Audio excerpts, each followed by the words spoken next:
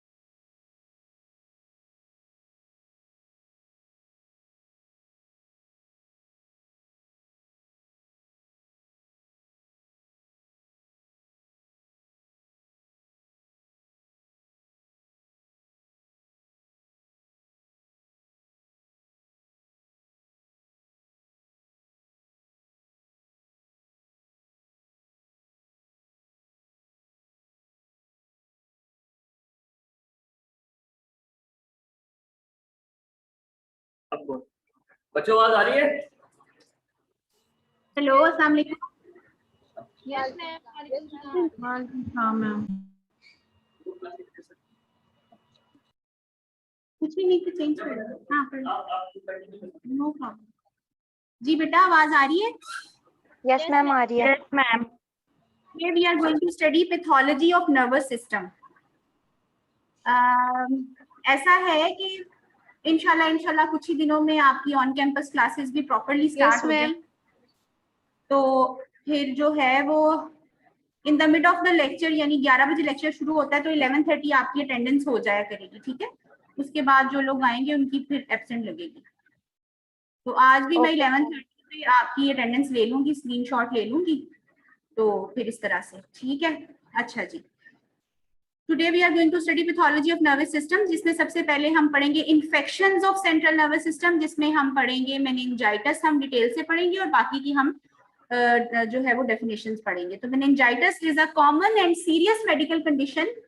Meninges, all of you know, are the coverings of the brain, जो कि brain की protective coverings हैं। Dura mater, pia mater, arachnoid mater. आपको अब तक सबको पता है कि ब्रेन और स्पाइनल कॉर्ड को 3 मेनिंजीज जो है वो कवर करती हैं, जिसमें कि ब्रेन और स्पाइनल कॉर्ड के साथ जो बिल्कुल एडहेरेंट होती है वो पाया मैटर होती है, PIA पाया मैटर होती है। उसके बाद फिर एरेक्नोइड मैटर होती है और सबसे बाहर वाली जो मेनिंजियल लेयर है that is called dura mater, जो सबसे ज्यादा टफ मेनिंजियल कवरिंग होती है, ड्यूरा मैटर। फिर इनके ड्यूरा मैटर के बाहर एपिड्यूरल स्पेस है, जिसमें एपिड्यूरल एनेस्थीसिया दिया जाता है। ड्यूरा मैटर के अंदर सब ड्यूरल स्पेस है। एरेक्नोइड मैटर के अंदर सब एरेक्नोइड स्पेस है, जिसमें कि CSF, सेरिब्रोस्पाइनल फ्लूइड, पाया जाता है। तो ये फिर एपिड्यूरल, सब ड्यूरल और सब एरेक्नोइड स्पेसेस भी इनके दरमियान में हैं, ठीक है। तो इस वक्त हम क्या डिस्कस कर रहे हैं? Meningitis, that is infection and inflammation of the meninges. What are the meninges? They are the coverings of the brain. There are 3 meninges which cover the brain as well as spinal cord. Pia matter, arachnoid matter, dura matter. Sequence में from inwards to outward, pia matter, arachnoid matter, dura matter. तो इनका infection और inflammation that is called meningitis. That can be bacterial, that can be viral. इसमें CSF infect हो जाता है। Cerebrospinal fluid में जो सेरिब्रोस्पाइनल फ्लूइड है जो सब एरेक्नोइड स्पेस में, वो इन्फेक्ट हो जाता है। ज्यादातर केसेस वायरल मेनिंजाइटिस के होते हैं, ज्यादातर केसेस वायरल होते हैं, but it can be bacterial, it even can be parasitic. Parasite में मेनिंजाइटिस कॉज कर सकते हैं और फंगस भी कर सकती है, ठीक है। टॉक्सोप्लाज्मा गोंडाई एक पैरासाइट है जो मेनिंजाइटिस कॉज कर सकता है। पैरासाइट्स भी कर सकते हैं, लेकिन ज्यादातर बैक्टीरियल और वायरल केसेस होते हैं। और इसमें क्लिनिकल सिम्टम्स जो इसके आते हैं, उसमें सबसे ज्यादा 3 क्लिनिकल सिम्टम्स इंपॉर्टेंट हैं। सबके सब तो नहीं आएंगे, लेकिन इनमें से जो भी आए it will point towards the diagnosis of meningitis. इनमें से कुछ भी हमें मिले, हमें मेनिंजाइटिस की डायग्नोसिस के बारे में सोचना चाहिए, और अगर एक से ज्यादा आए तो फिर तो जरूर। High grade fever, neck stiffness, ठीक है, इसमें आती है neck stiffness, high grade fever, ये इसके जो है, और इसके अलावा वॉमिटिंग, ठीक है, किसी भी हाई ग्रेड फीवर में वॉमिटिंग हो सकती है, किसी भी हाई ग्रेड फीवर में जो है वो सिवियर हेडेक हो सकती है, ठीक है। तो तीन जो इसके टिपिकल फीचर्स हैं वो है high grade fever, neck stiffness और सिवियर हेडेक, ठीक है। ये तीन ज्यादातर जो है वो इसके ऐसे साइंस एंड सिम्टम्स हैं जिनसे डायग्नोसिस बहुत आसान हो जाता है। अगर ये तीनों आ गए हैं तो मेनिंजाइटिस ही है, most probably. There are other signs and symptoms as well. For example, altered level of consciousness, drowsiness. बच्चों और बड़ों में सिम्टम्स फर्क होते हैं।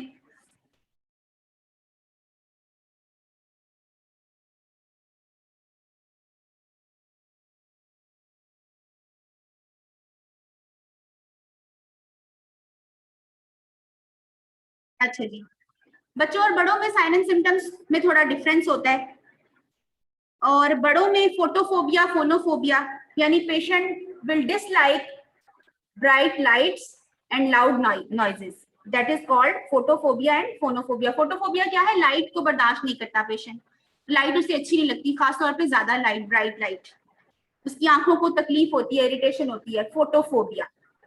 फोनोफोबिया, लाउड नॉइजेस पेशेंट को, क्योंकि मेनिंजियल इरिटेशन है ना, सीएनएस की इरिटेशन है, तो देखना भी सीएनएस से है और सुनना भी सीएनएस से है, ठीक है। विजन और हेयरिंग दोनों का ताल्लुक सीएनएस से है। सीएनएस में इंफेक्शन है, इन्फ्लेमेशन है, यानी मेनिंजिस की, तो पेशेंट में एक्सपीरियंस फोटोफोबिया, फोनोफोबिया। इसके अलावा altered level of consciousness, drowsiness, even patient can experience fits, tonic clonic fits भी उसको हो सकते हैं।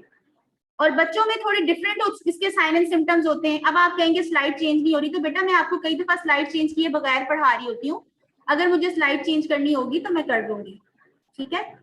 बच्चों में थोड़े डिफरेंट साइन एंड सिम्टम्स होते हैं। बच्चा क्या करता है? पुअर फीडिंग, अच्छी तरह खाना पीना, अगर छोटा बच्चा, न्यू बॉर्न या छोटा कोई 5 ईयर से कम का बच्चा, खासतौर पे ज्यादा छोटा 1-2 साल का बच्चा जो है, वो खाना पीना छोड़ दे और वो फीड नहीं ले, तो इट्स अ सीरियस साइन।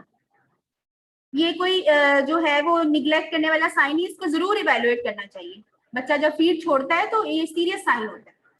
मुझे कुछ भी नहीं, बस ये दूध नहीं पी रहा, बुखार नहीं है, कुछ और मसला नहीं है, बस रोता बहुत है, दूध नहीं पीता, इट्स अ साइन। तो बच्चों में फीवर भी हो सकता है, पुअर फीडिंग भी हो सकती है, ड्राउजीनेस भी हो सकती है, इरिटेबिलिटी भी हो सकती है। इरिटेबिलिटी, बच्चा रोता बहुत है, ड्राउजीनेस जो है वो डीप स्लीप में रहता है, सोया सोया रहता है, इरिटेबल रहता है, फीड नहीं लेता, वगैरह वगैरह, इस तरह के सिम्टम्स के साथ भी ये प्रेजेंट कर सकता है। जब हम इसको डायग्नोज करने की कोशिश करते हैं तो we evaluate 2 clinical signs, Kernig sign and Brudzinski sign. Kernig sign क्या है कि लेग को नी पे और हिप पे 90 डिग्री पे बेंड कर देंगे। पहले पेशेंट को सीधा लिटा के हिप को भी 90 डिग्री पे बेंड कर देंगे और नी को भी 90 डिग्री पे बेंड कर देंगे, ठीक है। अब जब लेग को स्ट्रेट करेंगे या सीधा करेंगे, नी को एक्सटेंड करेंगे, तो पेशेंट को पेन होगी या रेजिस्टेंस हम फील करेंगे, ठीक है। हम सीधा नहीं कर पाएंगे, पेन या रेजिस्टेंस फील करेंगे, पेशेंट पेन फील करेगा और हम रेजिस्टेंस फील करेंगे, ठीक है। So that is called turning sign. It will be positive when the leg is bent at 90 degree at the level of hip joint, at the level of knee joint, और फिर subsequently हम knee को जब extend करेंगे तो patient will experience pain. That will be called positive turning sign. और ब्रुडजिंस्की sign क्या? मैंने आपसे कहा कि इसमें नेक स्टिफनेस होती है, यानी नेक के जो है वो पेशेंट की वो स्टिफ होती है, उसको हम पैसिवली फ्लेक्स करें तो हम नहीं कर पाते, हमें रेजिस्टेंस फील होती है। पैसिवली नेक की फ्लेक्शन क्या है? चिन टुवर्ड्स द थॉरेक्स, और एक्सटेंशन क्या है? ऑपोजिट साइड में एक्सटेंशन है और टुवर्ड्स द थॉरेक्स नेक की फ्लेक्शन है। तो नेक की हम फ्लेक्शन करें तो हम नहीं कर पाते, हम रेजिस्टेंस फील करते हैं, टोन इंक्रीज हुई होती है, that is called neck stiffness. तो ब्रुडजिंस्की साइन क्या है कि हम नेक को पैसिवली पकड़ के फ्लेक्स करेंगे तो पेशेंट का जो नी है या हिप है उसकी फ्लेक्शन हो जाएगी। हम नेक को फ्लेक्स करेंगे जबकि पेशेंट के नी या हिप की फ्लेक्शन, पेशेंट उसकी नी जॉइंट की या हिप जॉइंट पे फ्लेक्शन करेगा, तो that will be called positive Brudzinski sign. इसके अलावा बहुत सारे बैक्टीरिया हैं, बहुत सारे वायरसेस हैं जो इसके लिए रिस्पॉन्सिबल होते हैं। मोस्ट कॉमन जो है वो नाइसीरिया मेनिंजिटिस और स्ट्रेप्टोकोकल निमोनी और लिस्टीरिया, ये कॉमन बैक्टीरियल कॉजेज हैं which can cause meningitis in the community. ठीक है, पेशेंट जो है वो उसकी नेजोफेरेंक्स में ये bacteria they gain access into the nasopharynx of the patient and they infect the upper respiratory tract, और उसका जो पॉलीसेकेराइड कैप्सूल है बैक्टीरिया का इन्वेड करता है ब्लड स्ट्रीम को, ब्लड में फिर रेप्लिकेट करते हैं ऑर्गेनिज्म जो भी हैं, बैक्टीरिया हैं, वायरसेस हैं, and they spread to the meninges through the cerebral capillaries and choroid plexus etcetera etcetera. यानी कि इसका पैथोजेनेसिस क्या है कि इन्फेक्टेड मटेरियल पेशेंट इनहेल करेगा, बैक्टीरिया वायरस इनहेल करेगा और अपर रेस्पिरेटरी ट्रैक्ट में वो रहेंगे, वहां से कैपिलरीज में they gain access and they multiply into the blood stream and they infect the meninges. Sign and symptoms हम पहले पढ़ चुके हैं बहरहाल। फीवर जो कि यूजुअली हाई ग्रेड फीवर होता है, हाई ग्रेड फीवर किसे कहते हैं, 102 103 डिग्री, 102 103 डिग्री फीवर को हाई ग्रेड फीवर बोलते हैं। ठीक है, 101 से ज्यादा, 100 से जो कम फीवर होता है वो लो ग्रेड फीवर है, और 100 101 से ज्यादा जो होता है वो हाई ग्रेड फीवर है। इसके अलावा इसमें सीवियर हेडेक होती है, बहुत ज्यादा सर में शदीद दर्द होना, नेक रिजिडिटी, नेक स्टिफनेस कह लें, photophobia, phonophobia, intracranial pressure increase हुआ होता है, that will be the cause for vomiting. Seizures आ सकते हैं, फिट्स। ठीक है, और कुछ पेशेंट में खासतौर पे बच्चों में रैश हो सकता है, खासतौर पे मेनिंगोकोकल मेनिंजाइटिस जब होता है, मेनिंगोकोकल बैक्टीरिया की वजह से जब मेनिंजाइटिस होता है तो पूरी बॉडी में बच्चे के बहुत बुरा रैश देखने को नजर आता है। तो रैश खासतौर पे बच्चों में और खसूसी तौर पे कोई particular bacteria for example meningococcal meningitis जब होता है तो उसमें हमें रैश भी देखने को मिलता है। तो these are the sign and symptoms. इसमें सबसे ज्यादा फीवर, सीवियर हेडेक और नेक रिजिडिटी, ये अगर हैं तो we should always think about meningitis. जब भी हाई ग्रेड फीवर से हमारा वास्ता पड़े, हमें फोकस ऑफ इन्फेक्शन ढूंढना है कि फोकस ऑफ इन्फेक्शन किधर है। ठीक है, तो ये सारे साइन एंड सिम्टम्स, आईज में फोटोफोबिया, फोनोफोबिया, और सेंट्रल नर्वस सिस्टम में headache, altered mental status, altered level of consciousness, drowsiness, fits. Muscles में जाहिर है किसी भी हाई ग्रेड फीवर में फटीग, सीवियर मस्कुलर पेन और nausea, vomiting, increase intracranial pressure की वजह से और हाई ग्रेड फीवर की वजह से, seizures, neck stiffness, drowsiness etcetera etcetera, ये सारे साइन एंड सिम्टम्स हमें मेनिंजाइटिस में देखने को मिल सकते हैं। डायग्नोसिस हमने कैसे करना है, हमने सबसे पहले तो सीटी स्कैन कराना है। ठीक है, और अगर उस पर डायग्नोसिस नहीं बनता तो we can perform lumbar puncture. We want a sample of cerebrospinal fluid, CSF। हमें CSF का एक सैंपल चाहिए जिसको हम लैब में जो है वो डायग्नोज करेंगे कि whether there is an infection or not। ठीक है, ट्रीटमेंट में हम एंटीबायोटिक, जैसे ही पेशेंट मेनिंजाइटिस का आता है और उसको मेनिंजाइटिस सस्पेक्ट करते हैं। नंबर पंक्चर हम कौन से साइड पे करते हैं? क्या कह रहे हैं आप? मैम नंबर पंक्चर हम किस साइड पे करते हैं, मींस के कौन से नंबर सेक्शन पे? L3 L4 पे मैम। हाँ जी बिल्कुल, इस लेवल पे L3 L4 या L4 L5 इसी लेवल पे लंबर रीजन से। Yes ma'am. ठीक है, तो लंबर पंक्चर करने से हमने सीटी स्कैन इसलिए करवाना है ताकि हम देखें ये जो LP है इट्स अ इन्वेसिव। ऐसा ना हो कि हम जो है वो एस्टेराइल, वैसे तो स्टेराइल ही करते हैं लेकिन इन्फेक्शन ट्रांसमिशन का बहुत ज्यादा ख्याल ना रखा जाए तो लंबर पंक्चर भी तो एक प्रोसीजर ही है ना, it can itself cause meningitis. ठीक है ना, है तो एक प्रोसीजर, है तो एक इंटरवेंशन। तो हम इससे बचने की कोशिश करेंगे अगर डायग्नोसिस और किसी मोड ऑफ इन्वेस्टिगेशन से। नॉन इन्वेसिव इन्वेस्टिगेशंस की क्या टाइप्स होती हैं, इन्वेसिव एंड नॉन इन्वेसिव। जैसे एक्सरे नॉन इन्वेसिव है, अल्ट्रासाउंड नॉन इन्वेसिव है। ठीक है, लेकिन जो है वो ERCP या गैस्ट्रोस्कोपी इन्वेसिव है। ठीक है, तो पहली हमारी प्रायोरिटी होती है कि हम नॉन इन्वेसिव इन्वेस्टिगेशन करें जिसमें कि हम पेशेंट के जो बॉडी बैरियर्स हैं उनको एंटर नहीं करते। ठीक है, लेकिन अगर उन पे डायग्नोसिस नहीं बने then we will go for only for invasive investigation, क्योंकि डायग्नोसिस तो बनाना है। तो इन्वेसिव इन्वेस्टिगेशन तभी करेंगे जब वो रिकमेंडेड होगी, जब उसकी अशद जरूरत होगी, जब उसके बगैर कोई चारा नहीं होगा। इन्वेसिव इन्वेस्टिगेशन तभी करेंगे, पहले हम प्रेफर करेंगे कि नॉन इन्वेसिव इन्वेस्टिगेशन से हमारा डायग्नोसिस बन जाए। एनी हाउ नहीं बनता तो फिर LP इज एन ऑप्शन। ठीक है, और LP की जाती है और फिर उसको उस पर डायग्नोसिस जो है। अच्छा, लेकिन LP के किसी किस्म के वो जो है रिजल्ट का वेट नहीं किया जाता, उससे पहले इंपेरिकल थेरेपी के इस एरिया में कौन से बैक्टीरियल इन्फेक्शन ज्यादा कॉमन है, कौन सी एंटीबायोटिक ज्यादा इफेक्टिव है, वो शुरू करवा दी जाती है। फिर लंबर पंक्चर का जब वो आ जाता है, रिजल्ट आ जाता है, तो हम एंटीबायोटिक को चेंज कर सकते हैं, लेकिन उसका रिजल्ट का वेट नहीं करते टू स्टार्ट द एंटीबायोटिक, वो पहले ही स्टार्ट करवा चुके होते हैं। और एंटीबायोटिक्स भी obviously CSF central nervous system का इशू है, इन्फेक्शन है, तो एंटीबायोटिक वो वाली होनी चाहिए जो ब्लड ब्रेन बैरियर को क्रॉस करे, जो कि सारी नहीं करती। स्टीरॉइड्स क्यों देते हैं? टू डिक्रीज, ये मोर्टेलिटी मॉर्बिडिटी को कम करते हैं, सेरिब्रल एडिमा को कम करते हैं, तो इसलिए स्टीरॉइड्स जो है वो दिए जाते हैं। इसके अलावा एनकेफ्लाइटिस क्या है? Inflammation of the brain tissue. Meningitis क्या था? Inflammation and infection of the coverings of the brain of the meninges. Encephalitis क्या है? Inflammation of the brain tissue itself.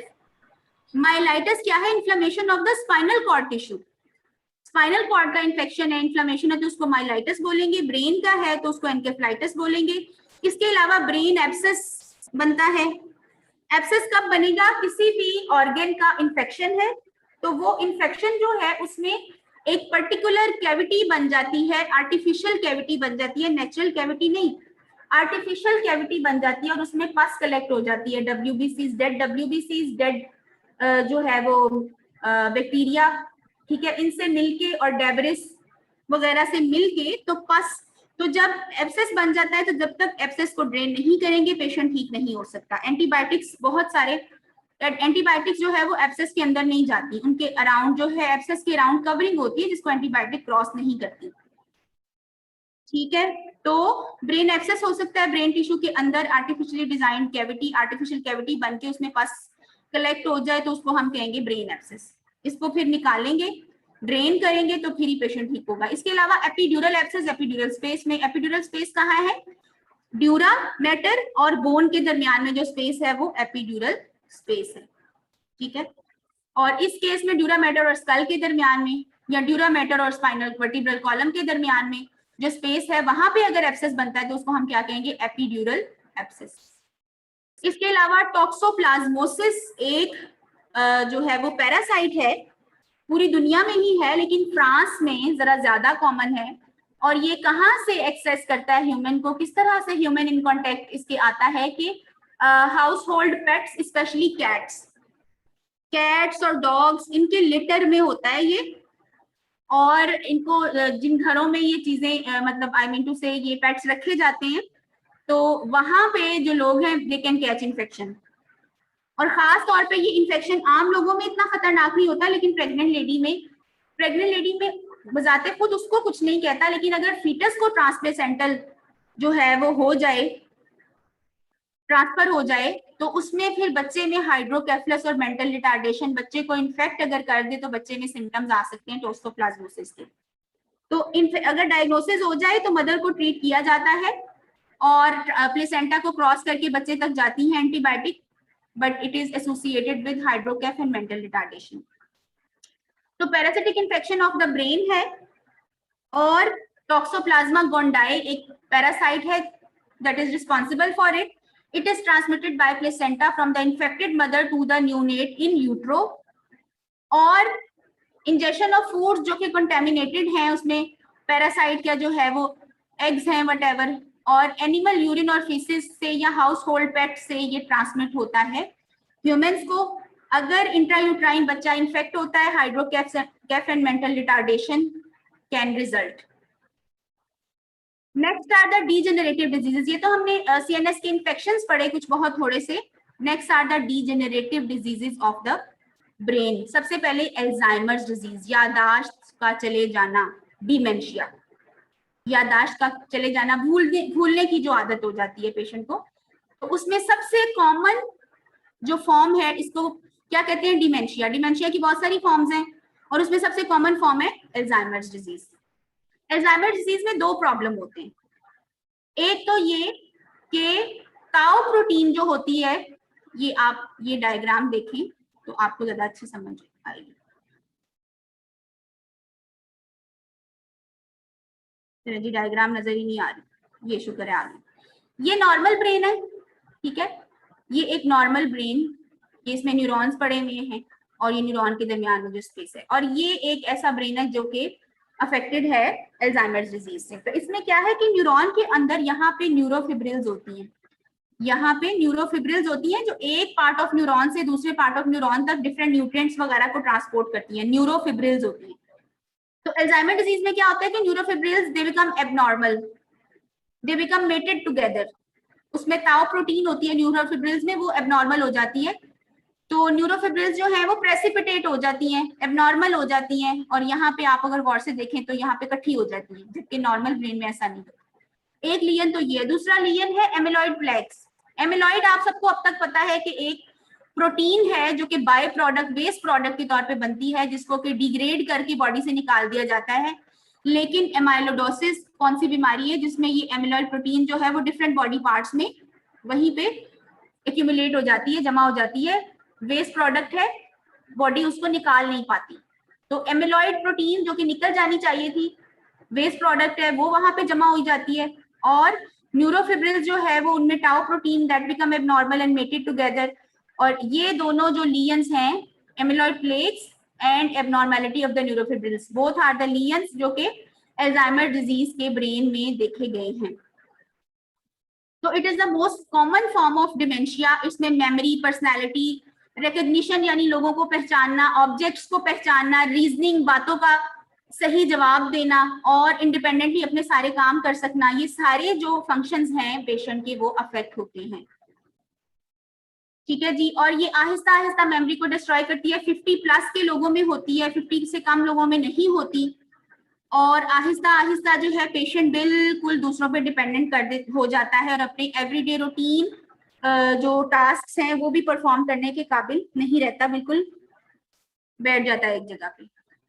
तो दो इसमें लियंस हैं जो हमने डिस्कस किए, न्यूरोफिब्रिल टेंगल्स बन जाते हैं और बीटा एमिलॉइड प्लेक्स बन जाते हैं, they build up in the brain.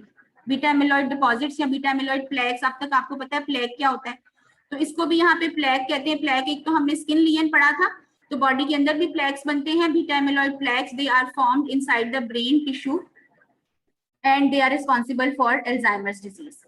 ठीक है। तो हेल्दी ब्रेन में क्या होता है कि न्यूरोफिब्रिल्स होती हैं जो कि एक जगह से दूसरी जगह पे लेके जाती हैं डिफरेंट न्यूट्रिएंट्स को, और अल्जाइमर्स डिजीज में fragments accumulate to form hard and insoluble plaques, amyloid plaques बनते हैं। Neurofibril tangles insoluble twisted fibres हैं जो कि ब्रेन सेल्स के अंदर पाए जाते हैं, और ये ताउ प्रोटीन से बने हुए होते हैं, और माइक्रोट्यूब्यूल का स्ट्रक्चरल कंपोनेंट है ताउ प्रोटीन।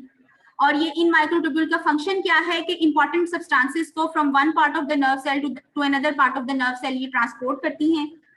जबकि अल्जाइमर डिजीज में क्या होता है, tau protein become abnormal and the microtubule का जो स्ट्रक्चर होता है वो कोलैप्स कर जाता है, दे become abnormal. So these two pathologies are found in a brain suffering from Alzheimer's disease. High blood pressure or diabetes mellitus increases the risk of developing Alzheimer's disease. तो ये दो रिस्क फैक्टर हैं इन दो patients को, और जिसमें दोनों हो उसको खास तौर पे इसका ज्यादा रिस्क है। तो इसलिए बड़े लोग जो है वो बार बार एट टाइम्स पूछते हैं ये क्या है, किसी भी चीज के बारे में वो एक ही चीज के बारे में बार बार क्वेश्चन इसलिए करते हैं बिकॉज दे फॉरगेट कि आपने उन्हें क्या बताया था। तो इसलिए अल्लाह ताला ने कुरान पाक में फरमाया है कि माँ बाप को उफ भी नहीं कहना। ठीक है, तो माँ बाप को तो वैसे भी कुछ नहीं कहना होता चाहिए। Yes ma'am.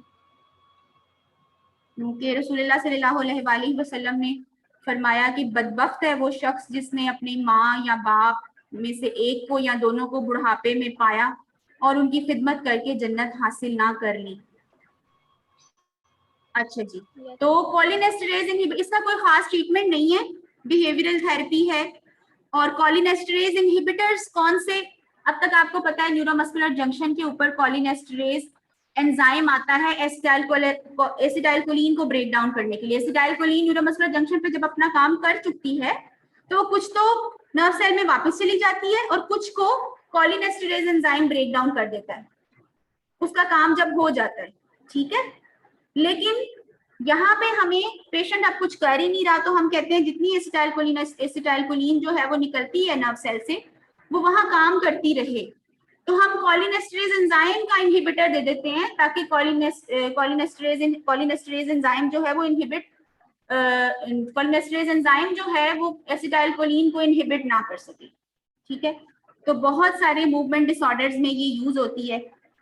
ठीक है, तो इसको आप डिटेल से पढ़ें। हंटिंगटन डिजीज क्या है? ये एक हेरिडिटी डिजीज है, डीजेनरेटिव ब्रेन डिजीज है और ये इनहेरिट की जाती है। ये डोमिनेंट पैटर्न से इनहेरिट की जाती है, यानी चाहे मदर जो है वो पेरेंट में से आपको डिफेक्टिव जीन दे दे या फादर दे दे, दोनों में से कोई भी दे देगा तो आपको ये डिजीज पेशेंट को हो जाएगी। It's a heredity degenerative brain disease, dominant pattern of inheritance है और ये बेसल गैंग्लिया का डिसफंक्शन करती है। बेसल गैंग्लिया आपको पता है मिड ब्रेन के नीचे कॉर्डेट, पुटामन, सबस्टेंशिया नाइग्रा इनका कलेक्शन है। Basal ganglia are there below the mid brain और ये 4-5 न्यूक्लियाई का कनेक्शन है, कॉर्डेट, पुटामन, सबस्टेंशिया नाइग्रा, ये मिलके बेसल गैंग्लिया बनाते हैं जिसके बड़े इंपॉर्टेंट फंक्शन है इनिशिएशन ऑफ मूवमेंट में और सेरिबेलम के साथ मिलके कंटिन्यूएशन ऑफ मूवमेंट में। तो इसका डिसफंक्शन कर देता है हंटिंगटन डिजीज जो कि एक हेरिडिटी डिजीज है। तो इसमें क्या सिम्टम्स आएंगे? बहुत आहिस्ता affected individuals ability of walking, talking and reason, आहिस्ता आहिस्ता चलने, बोलना, चलना पेशेंट का अफेक्ट होगा, वॉक अफेक्ट होगी, टॉक अफेक्ट होगी, reasoning and eventually the patient become totally dependent upon others, bedridden हो जाएगा।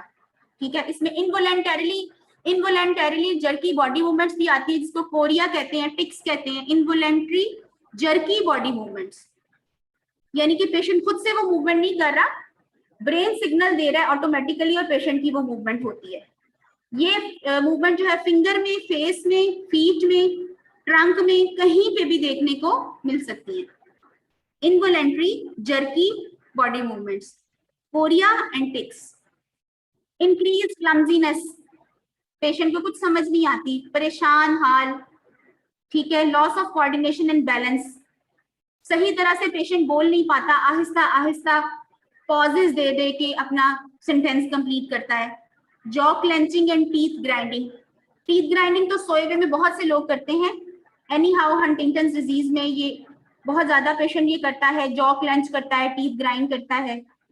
स्वॉलिंग और ईटिंग में डिफिकल्टी है, तो बेसल गैंग्लिया का डिसफंक्शन जिसकी वजह से ये सारी involuntary jerky body movements, chorea, tics, loss of coordination and balance और problems with walking, problems with talking, slurred speech, ये सारे इसके साइन एंड सिम्टम्स होते हैं।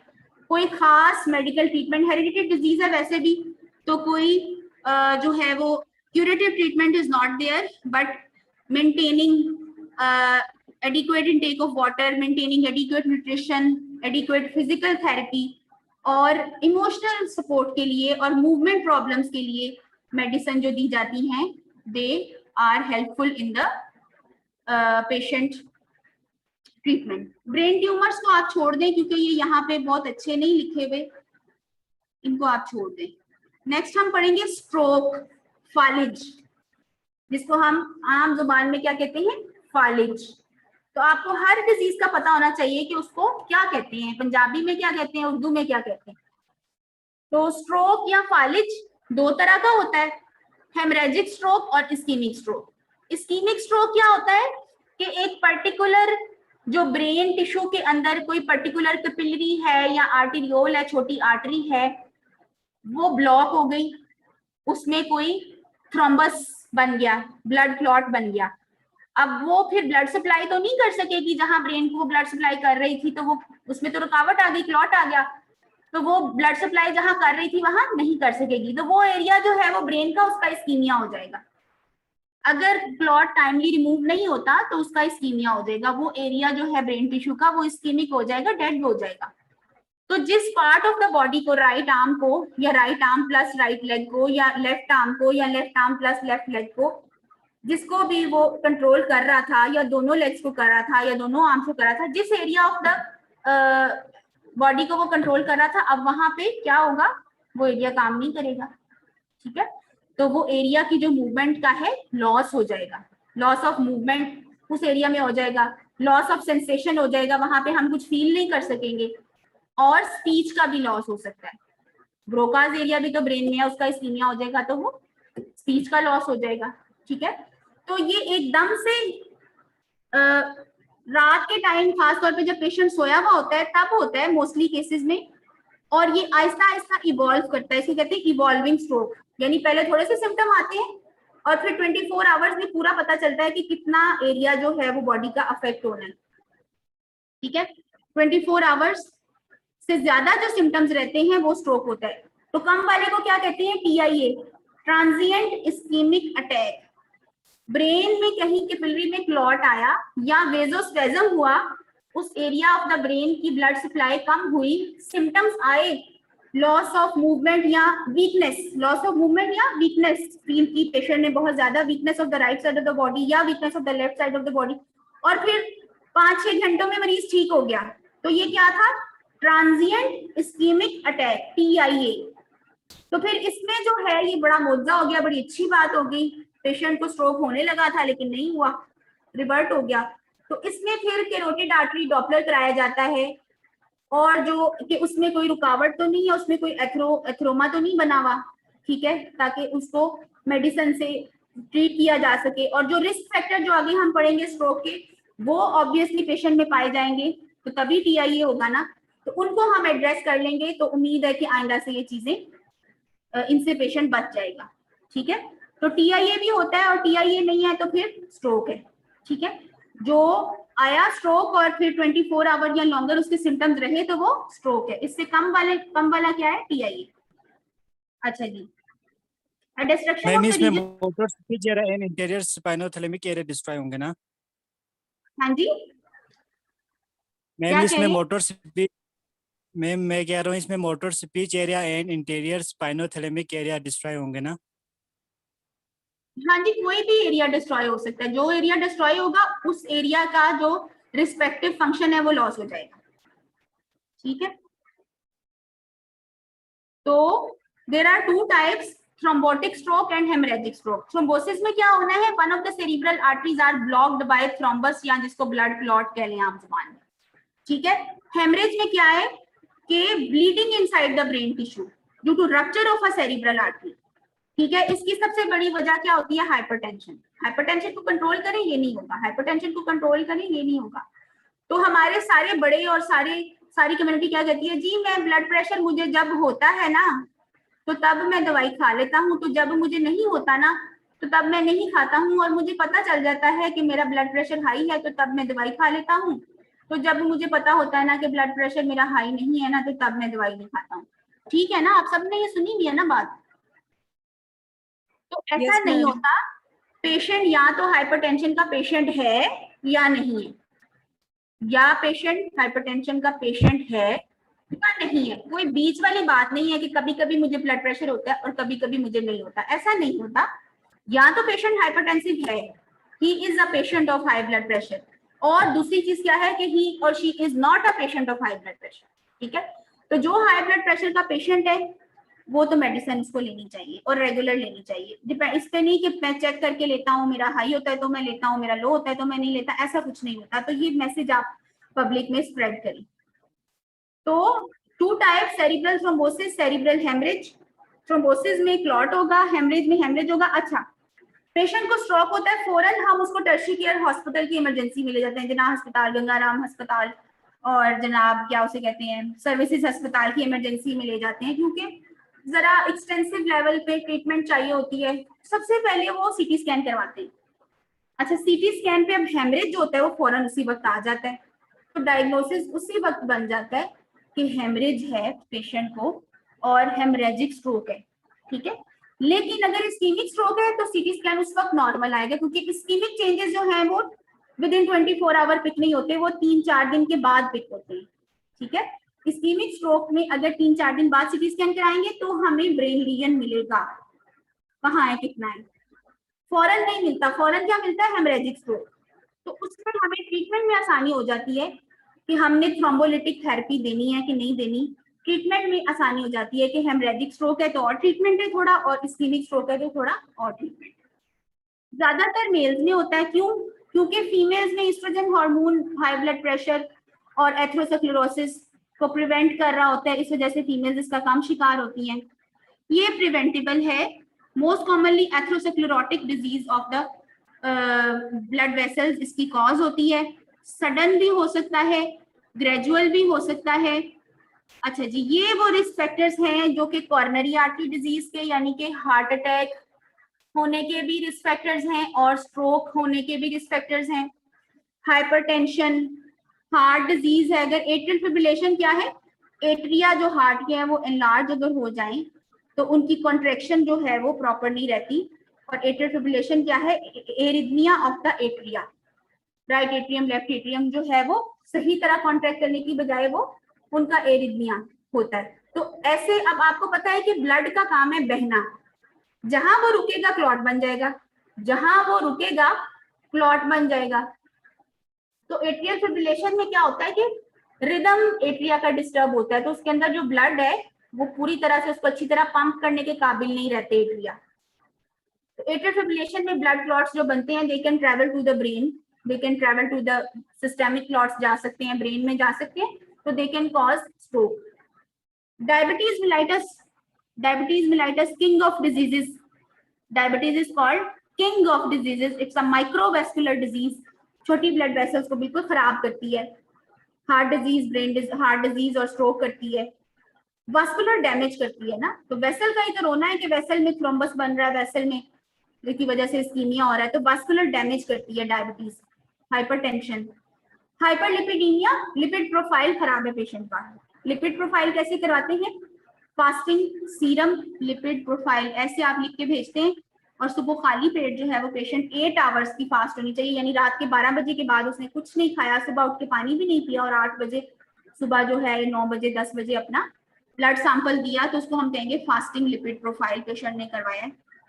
तो वो अगर नॉर्मल नहीं है, ठीक है, that contribute to coronary artery disease, atherosclerosis. Smoking बहुत बड़ा रिस्क फैक्टर है, मेल जेंडर होना रिस्क फैक्टर है, ओबेसिटी रिस्क फैक्टर है, सीडेंटरी लाइफस्टाइल जिसमें कोई एक्सरसाइज नहीं, कोई काम नहीं, कोई धंधा नहीं, हर वक्त बैठे रहते हैं, और जो है वो ऑफिस जॉब्स हैं, बिल्कुल नहीं चलते फिरते, घर आके सो जाते हैं, सुबह उठ के दोबारा ऑफिस चले जाते हैं, या कोई ऐसा बंदा है जो कोई काम करता ही नहीं जिंदगी में, निकम्मा है, ढीला है।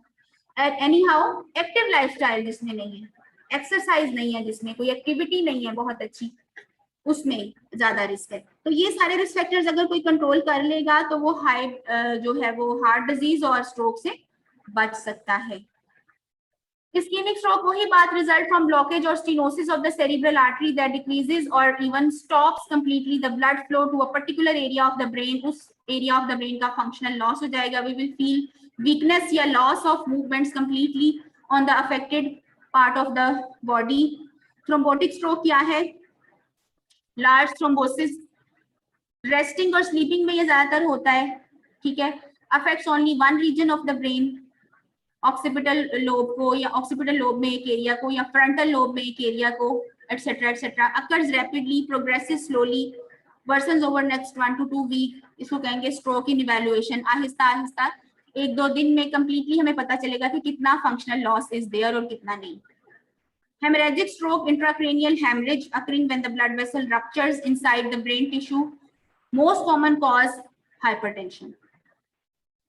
Last is the Parkinson's disease. Parkinson's disease क्या है कि मैंने आपको पीछे भी जिक्र किया basal ganglia का।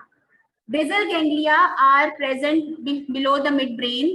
They are a collection of nuclei जिसमें caudate, putamen और substantia nigra होते हैं।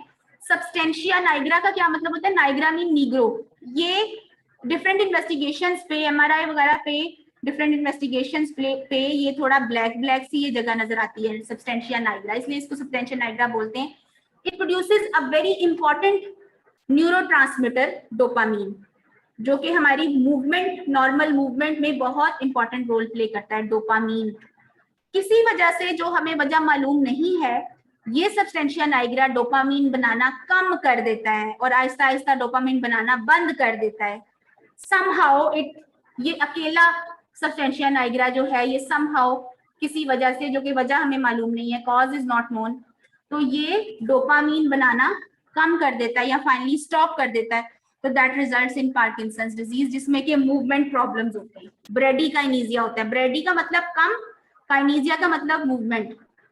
पावर्टी ऑफ मूवमेंट हो जाती है इतनी ज्यादा कि पेशेंट फेशियल एक्सप्रेशन भी नहीं दे पाता, इतनी आहिस्ता आहिस्ता जो है वो इतनी पॉवर्टी क्या गुर्बत, मूवमेंट की गुर्बत, पॉवर्टी ऑफ मूवमेंट, ठीक है। ब्रेडिकाइनेसिया के एक काम करने के लिए पेशेंट को बहुत ही देर से वो चीज पिक करता है, ठीक है। और कॉकव्हील रिजिडिटी और वो लेड पाइप रिजिडिटी वो होती है इसमें।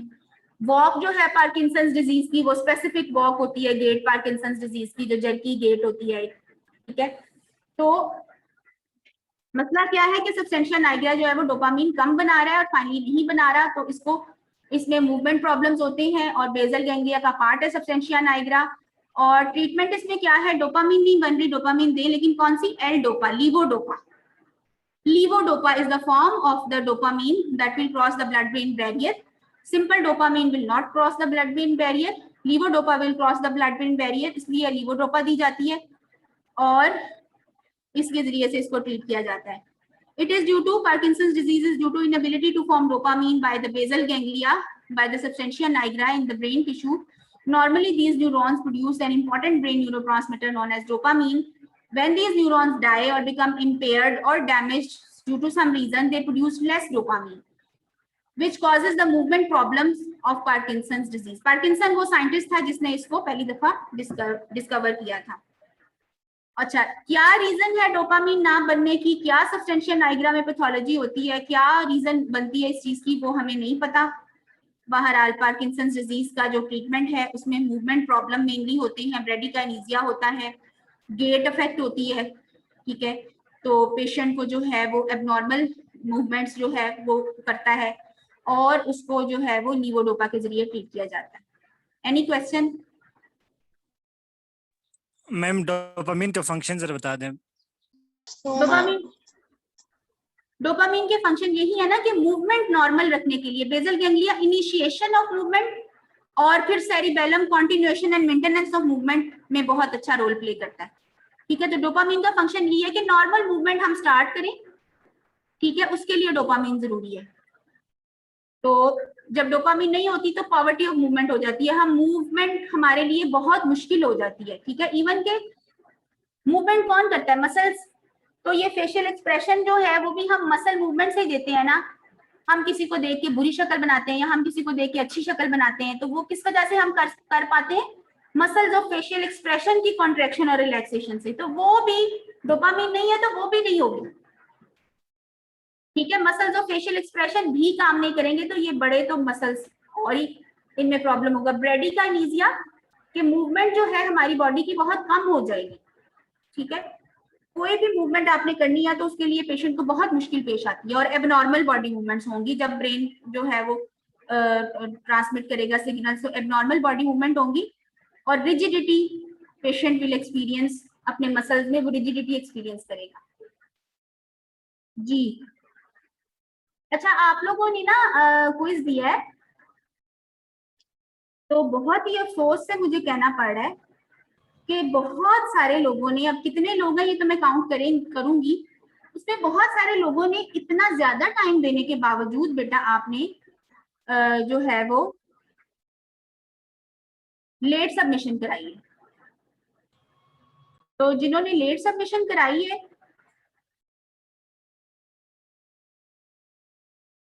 उनका जो है वो क्विज एक्सेप्ट नहीं होगा। अब टाइम लिमिट तो मैं देखूंगी, जिनकी 5 मिनट ऊपर है ठीक है, लेकिन इससे ज्यादा अगर किसी ने लेट सबमिशन कराई है तो मैं बेटा उसको मार्क नहीं करूंगी।